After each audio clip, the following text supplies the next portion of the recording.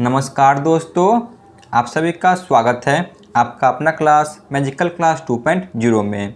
तो फ्रेंड्स, आज पढ़ेंगे सूर्य यानी कि सन के बारे में। इससे पहले सौरमंडल के बारे में डिटेल से पढ़ाया जा चुका है। यदि आपने उनके बारे में नहीं देखा तो जाकर प्लेलिस्ट में देख सकते हैं। आज सूर्य के बारे में अच्छी तरह से डिटेल में कवर कर लेंगे और लास्ट में चलकर प्रीवियस ईयर क्वेश्चन को भी अटेम्प्ट करेंगे। तो पहले आप इन सभी को कहानी की तरह समझें और लास्ट में चलकर प्रीवियस ईयर क्वेश्चन को अटेम्प्ट करें, जिससे आपको इससे एक भी प्रकार के कन्फ्यूजन नहीं बचेगा। ठीक है ना? तो चलिए क्लास की शुरुआत करते हैं। सूर्य एक तारा है। जो सूर्य है तो यह एक प्रकार की जो कि तारा है। सूर्य सौरमंडल का प्रधान होता है। जो हमारा सूर्य है तो यह सौरमंडल का प्रधान होता है, क्योंकि जितने भी जो कि सौरमंडल के ग्रह है यह सभी इसके चारों ओर ही परिक्रमा करते हैं। फिगर में भी देख सकते हैं। यह हमारी आकाशगंगा, जो हमारी आकाशगंगा है तो उसका नाम दुग्ध मेखला है, यानी कि मिल्की वे। तो इसके केंद्र में लगभग 26,000 या 30,000 प्रकाश वर्ष की दूरी पर एक कोने में यह स्थित है। ठीक है ना? बहुत से किताब में आपको इसकी दूरी 26,000 देखने को मिलेगी और बहुत से किताब में आपको 30,000 देखने को मिलेगी। तो एग्जैक्ट डेटा आपसे नहीं पूछा जाता, लेकिन आपको ये सभी पता होना चाहिए। ठीक है ना? जो सूर्य है तो सूर्य हमारी आकाशगंगा यानी कि दुग्ध मेखला मिल्की वे के केंद्र में लगभग 26,000 या 30,000 प्रकाश वर्ष की दूरी पर एक कोने में स्थित है। आगे बढ़ते हैं। सूर्य हमारी आकाशगंगा के केंद्र में चारों ओर 250 किलोमीटर प्रति सेकेंड की गति से परिक्रमा कर रहा है। जो सूर्य है तो सूर्य हमारी आकाशगंगा यानी कि मिल्की वे के केंद्र में चारों ओर 250 किलोमीटर प्रति सेकेंड की गति से परिक्रमा कर रहा है।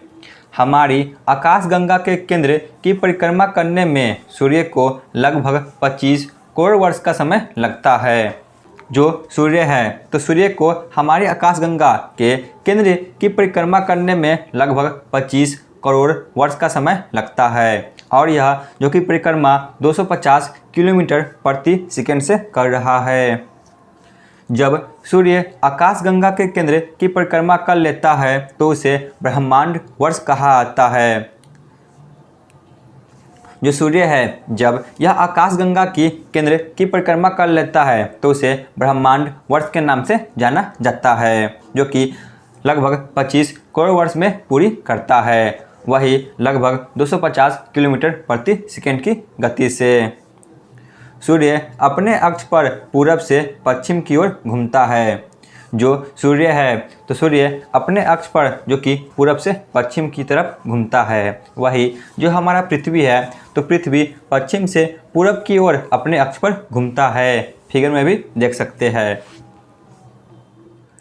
अब देख लेते हैं महत्वपूर्ण दो जो कि टॉपिक को, जिसका नाम है परिभ्रमण काल और परिक्रमण काल। इनसे बहुत सारे प्रश्न बनते हैं, इसलिए आप इनको अच्छी तरह से समझ लें। सबसे पहले जान लेते हैं परिभ्रमण किसे कहते हैं। किसी ग्रह का अपने अक्ष पर घूमना जो कि परिभ्रमण कहलाता है, यानी कि कोई भी ग्रह जो अपने अक्ष पर घूमते हैं, ठीक है ना, तो उसे परिभ्रमण कहा जाता है। जैसे पृथ्वी अपने अक्ष पर पश्चिम से पूरब की ओर घूमता है। जो हमारा पृथ्वी है तो यह अपने अक्ष पर जो कि पश्चिम से पूरब की ओर घूमता है, जिस कारण दिन और रात होती है। इसे दैनिक गति के नाम से जाना जाता है। ठीक है ना? जो हमारी पृथ्वी है जब यह पूरब से पश्चिम की ओर अपने अक्ष पर घूमती है तो इसके कारण ही जो दिन है और रात है यह परिवर्तित होती रहती है, तो इसे ही दैनिक गति के नाम से जाना जाता है। तो आपसे प्रश्न पूछा जा सकता है कि बताइए किसे दैनिक गति के नाम से जाना जाता है, तो वह है परिभ्रमण काल। और किस कारण पृथ्वी पर दिन और रात बदलते हैं, तो वह है परिभ्रमण काल। अब देख लेते हैं परिक्रमण काल के बारे में, जिसे रेवोल्यूशन नाम से जाना जाता है। कोई वस्तु किसी अन्य वस्तु को केंद्र मानकर उसके चारों ओर वृत्ताकार पथ में चक्कर लगाती है तो इस चक्कर लगाने की क्रिया को ही उसका परिक्रमण कहा आता है। यानी कि कोई भी वस्तु है, ठीक है ना, जब वह किसी को केंद्र मानकर उसके चारों ओर परिक्रमा करे तो जो यह स्थिति है तो इसे ही परिक्रमण कहा आता है। जैसे समझ ले, चांद पृथ्वी को केंद्र मानकर उसकी परिक्रमा करते हैं। जो चांद है तो चांद पृथ्वी को केंद्र मानकर इसके चारों ओर जो कि परिक्रमा करते हैं। वही हमारी पृथ्वी, जो हमारी पृथ्वी है तो यह सूर्य को केंद्र मानकर उसकी परिक्रमा करते हैं। यानी कि जो सूर्य है तो पृथ्वी से केंद्र मानकर इसके चारों तरफ परिक्रमा करते हैं। तो इसी को ही परिक्रमण काल के नाम से जाना जाता है। पृथ्वी को सूर्य की परिक्रमा करने में लगभग 365 दिन व 6 घंटे का समय लगता है और इस घटना को ही वार्षिक गति के नाम से जाना जाता है। जो हमारी पृथ्वी है तो पृथ्वी सूर्य की परिक्रमा करने में 365 दिन और 6 घंटे का समय लगाती है। इसको ही वार्षिक गति के नाम से जाना जाता है। तो उम्मीद है आपको परिभ्रमण और परिक्रमण समझ में आ गया होगा। एक बार और इसे समझ लेते हैं। परिभ्रमण यानी कि कोई भी ग्रह अपने अक्ष पर घूमते हैं तो उसी को ही परिभ्रमण कहा आता है। जैसे कि जो लट्टू है तो लट्टू जैसे कि नचाया जाता है तो एक ही जगह पर नचते रहता है, तो इसी घटना को परिभ्रमण कहा आता है। जैसे पृथ्वी अपने अक्ष पर जो कि पश्चिम से पूरब की तरफ घूमता है। इसके बाद है परिक्रमण। तो परिक्रमण कहते किसे है? कोई वस्तु किसी अन्य वस्तु को केंद्र मानकर इसके चारों ओर घूमते हैं तो इसी को ही जो कि परिक्रमण कहा आता है। जैसे चांद, तो चांद पृथ्वी को केंद्र मानकर इसके चारों तरफ घूमते हैं। और जो पृथ्वी है तो पृथ्वी जो कि सूर्य को केंद्र मानकर इसके चारों ओर घूमते हैं। और जो पृथ्वी है तो सूर्य की परिक्रमा करने में इन्हें 365 दिन और 6 घंटे का समय लगता है। इसी को वार्षिक गति के नाम से जाना जाता है। चलिए आगे बढ़ते हैं। तो चलिए अब देख लेते हैं सूर्य की संरचना के बारे में। जो सूर्य है इसकी संरचना के बारे में देख लेते हैं, क्योंकि यहाँ से भी 1 से 2 प्रश्न बन जाते हैं। सूर्य की संरचना को 6 भागों में वर्गीकृत किया गया है। जो सूर्य की संरचना है तो इसे 6 भागों में वर्गीकृत किया गया है। जो सबसे आंतरिक इनकी संरचना है तो उसे जो कि कोर कहा आता है, यानी कि इंग्लिश में कोर। इसके बाद वाले को जो कि विकिरण मंडल कहा आता है, यानी कि रेडिएटिव जोन। और इसके बाद वाले जो है तो उसे संवहन मंडल कहा आता है। और संवहन मंडल के जो ऊपर आते हैं तो उसे प्रकाश मंडल कहा आता है। और प्रकाश मंडल के जो ऊपर के परत है तो उसे वन मंडल कहा आता है। और सूर्य की सबसे ऊपरी परत को किरीट यानी कि कोरोना कहा आता है। ठीक है ना। जो सूर्य की सबसे आंतरिक परत है तो उसे क्रोड कहा आता है। वही जो सबसे ऊपरी परत है तो उसे किरीट कहा आता है। तो यहाँ पे देख लिए सूर्य की संरचना के बारे में। तो चलिए इन सभी के बारे में डिटेल से पढ़ लेते हैं। सबसे पहले है क्रोड, जो सूर्य की आंतरिक भाग है। सूर्य की केंद्रीय भाग जो कि क्रोड कहलाता है। ठीक है ना।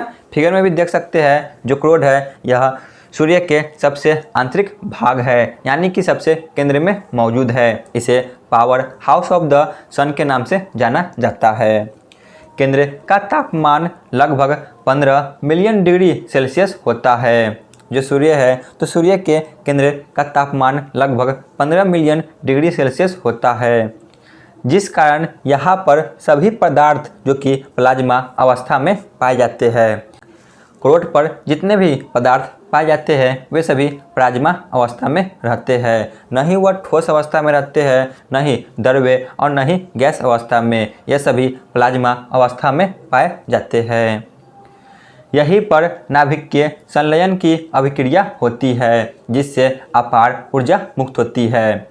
जो नाभिकीय संलयन की प्रक्रिया होती है तो यह यहीं पे देखने को मिलती है, यानी कि जो 2 हाइड्रोजन हैं यह मिलकर हीलियम में बदल जाती है। तो इस प्रक्रिया को ही नाभिकीय संलयन कहा जाता है, जिससे अपार ऊर्जा मुक्त होती है। इसके बाद है विकिरण मंडल, जिसे इंग्लिश में रेडिएटिव जोन के नाम से जाना जाता है। सूर्य का यह जोन क्रोड यानी कि कोर को चारों ओर से ढका होता है, यानी कि जो सूर्य के आंतरिक भाग है जो कि कोर है, तो इसके ऊपर की संरचना को जो कि विकिरण मंडल कहा जाता है। यह जो कि क्रोड को जो कि चारों तरफ से ढका होता है।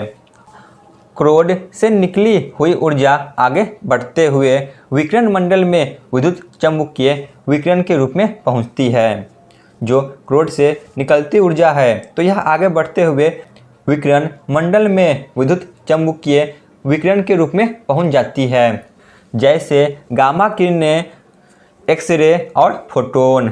ठीक है ना, तो ये सब इसके एग्जाम्पल है, गामा किरणें, एक्सरे और फोटोन। इसके बाद है संवहन मंडल, देख लेते हैं, जिसे कनेक्टिव जोन के नाम से जाना जाता है। यही से ऊर्जा को आगे संवहन होता है। जो यह संवहन मंडल है तो यह जो कि विकिरण मंडल को चारों तरफ से ढका होता है। ठीक है ना, सबसे अंदर है जो कि क्रोड, इसके ऊपर आता है विकिरण मंडल और विकिरण मंडल के ऊपर आता है संवहन मंडल। तो यह जो कि ऊर्जा को आगे संवहन करता है। इस जोन में हाइड्रोजन के बने सेल पाए जाते हैं। ठीक है ना, जो यह मंडल है तो इसमें जो कि हाइड्रोजन से बने छोटे छोटे सेल पाए जाते हैं और इन्हीं के बीच से ऊर्जा का आगे संवहन होता है। ठीक है ना, इस परत पर जो कि हाइड्रोजन के बने सेल पाए जाते हैं और यही से ऊर्जा का आगे संवहन होता है। अब है प्रकाश मंडल, तो यहाँ से बहुत सारे प्रश्न बनते हैं, इसे अच्छी तरह से देखें। यह सूर्य का वह भाग है जो हमें दिखाई देता है, इसीलिए इसे दृश्य भाग कहा जाता है। जो प्रकाश मंडल है तो यह जो कि सूर्य का वह भाग है जो हम सभी को दिखाई देता है, इसीलिए इसे दृश्य भाग के नाम से जाना जाता है। फिगर में भी देख सकते हैं। प्रकाश मंडल में सूर्य का तापमान लगभग 6000 डिग्री सेल्सियस का होता है। ठीक है ना, जो प्रकाश मंडल है तो इसमें सूर्य का तापमान जो कि 6000 डिग्री सेल्सियस का होता है। अब देख लेते हैं सौर कलंक के बारे में, यानी कि जो सन स्पॉट होते हैं। ठीक है ना, यानी कि सन पर जो छोटे छोटे धब्बे आते हैं, इनके बारे में देख लेते हैं। सूर्य के प्रकाश मंडल पर कुछ काले धब्बे दिखाई देते हैं। जो सूर्य के प्रकाश मंडल है तो इस पर कुछ छोटे छोटे जो कि काले धब्बे दिखाई देने लगते हैं, तो इसी को ही सौर कलंक कहा जाता है, जिसे इंग्लिश में सन स्पॉट्स के नाम से जाना जाता है। सूर्य से ऊर्जा का स्थानांतरण की वजह से कुछ काले धब्बे यहाँ पर बन जाते हैं, यानी कि जो सूर्य है जब यह ऊर्जा का स्थानांतरण करते हैं तो इस स्थिति में जो कि सूर्य पर कुछ काले धब्बे बन जाते हैं। ठीक है ना, इसी को सौर कलंक के नाम से जाना जाता है। आगे बढ़ते हैं। अब देख लेते हैं सूर्य के जो कि भाग है, इसके अगले भाग को, जो कि है वन मंडल, जिसे क्रोमोस्फीयर के नाम से जाना जाता है। यह प्रकाश मंडल के ऊपर का आवरण है। जो प्रकाश मंडल है तो इसके ऊपर का आवरण जो कि वन मंडल कहलाता है। इसे सूर्य का वायुमंडल भी कहते हैं। जो यह मंडल है तो इसे सूर्य का वायुमंडल के नाम से जाना जाता है। अब देख लेते हैं सौर ज्वाला के बारे में कि सौर ज्वाला कहते किसे हैं। सौर ज्वाला सूर्य की सतह पर होने वाले विस्फोट है जो अत्यधिक मात्रा में ऊर्जा उत्सर्जित करते हैं और लपटों के समान दिखाई देते हैं। इन्हीं को सौर ज्वाला कहा जाता है। यानी कि जो सूर्य है तो सूर्य पर जो कि छोटे छोटे विस्फोट होते रहते हैं जो कि अत्यधिक मात्रा में ऊर्जा को उत्सर्जित करते हैं और यह लपटों के समान दिखाई देते हैं। इसी को सौर ज्वाला कहा जाता है। जब सौर ज्वाला पृथ्वी पर आती है तो सौर ज्वाला को उत्तरी ध्रुव पर ऑरोरा बोरियसिस कहा जाता है और यह जब दक्षिणी ध्रुव पर प्रवेश करती है तो इसे ऑरोरा ऑस्ट्रेलियसिस कहा जाता है। ठीक है ना। जब यह उत्तरी ध्रुव पर आती है तो इसे ऑरोरा बोरियासिस कहा जाता है और जब यह दक्षिणी ध्रुव पर जाती है तो इसे ऑरोरा ऑस्ट्रेलियसिस कहा जाता है। आगे चलते हैं। अब देख लेते हैं सूर्य के अंतिम भाग को, जो कि सबसे ऊपरी परत है, जिसे कोरोना नाम से जाना जाता है। हिंदी में इसे क्रीट कहा जाता है। तो यह सूर्य के सबसे ऊपरी भाग है। जो कोरोना है तो यह सूर्य के सबसे ऊपरी भाग है। इसे केवल सूर्य ग्रहण के समय ही देखा जा सकता है। जब सूर्य ग्रहण होती है तभी इसे देखा जा सकता है। तो यहाँ पे समझ लेते हैं सूर्य ग्रहण के बारे में, कि सूर्य ग्रहण के बारे में जितने भी फैक्ट है उन सभी को देख लेते हैं। सबसे पहले सूर्य ग्रहण कहते किसे है। जब सूर्य और पृथ्वी के बीच जब चंद्रमा आ जाती है तो इस स्थिति को सूर्य ग्रहण कहा जाता है। ठीक है ना। सूर्य और पृथ्वी के बीच जब चंद्रमा आ जाती है तो इस स्थिति को सूर्य ग्रहण कहा जाता है। सूर्य ग्रहण दो प्रकार की होती है, एक आंशिक सूर्य ग्रहण और दूसरा जो कि पूर्ण सूर्य ग्रहण। आंशिक सूर्य ग्रहण में जो कि कुछ भाग ढके होते हैं, वही जो पूर्ण सूर्य ग्रहण होता है तो इसमें ज़्यादातर भाग जो कि ढक जाती है। तो यहाँ पे एक नोट को ध्यान में रखें। जब पूर्ण सूर्य ग्रहण होती है तब इसके किनारे में प्रकाश निकलता है और यह एक गोल रिंग की तरह दिखाई देता है। ठीक है ना। यह एक गोल रिंग की तरह दिखाई देता है। इस रिंग को जो कि डायमंड रिंग के नाम से जाना जाता है। ठीक है ना। यह क्वेश्चन बहुत बार एग्जाम में पूछा गया है। यह यूपीएससी बीपीएससी के एग्ज़ाम में भी पूछा गया है कि बताइए जब पूर्ण सूर्य ग्रहण होती है तो उस समय जो सूर्य के किनारे में प्रकाश निकलती हुई प्रतीत होती है तो उसे क्या कहा जाता है। तो उसे डायमंड रिंग के नाम से जाना जाता है। आगे देखते हैं। जो कीट है तो इसे सूर्य का मुकुट के नाम से जाना जाता है, क्योंकि यह सबसे ऊपरी परत है, इसलिए इसे सूर्य के मुकुट के नाम से जाना जाता है। अब सूर्य से संबंधित जितने भी महत्वपूर्ण तथ्य हैं इनके बारे में देख लेते हैं। ये सभी तो डायरेक्ट एग्जाम में पूछ लिए जाते हैं। सूर्य से पृथ्वी की औसत दूरी जो कि 14.96 करोड़ किलोमीटर की है, यानी कि सूर्य से पृथ्वी की दूरी जो कि लगभग 15 करोड़ किलोमीटर की है। परंतु कुछ स्थिति में यह दूरी कम भी हो जाती है और बढ़ भी जाती है। इनके बारे में देख लेते हैं, जिसे उपसौर और अपसौर के नाम से जाना जाता है। तो उपसौर कहते किसे है। जब सूर्य पृथ्वी के सबसे नज़दीक होती है, यानी कि जो सूर्य है यह पृथ्वी के सबसे नज़दीक आती है, तो इस स्थिति को उपसौर के नाम से जाना जाता है। इस स्थिति में सूर्य से पृथ्वी की दूरी 14.70 करोड़ किलोमीटर की हो जाती है।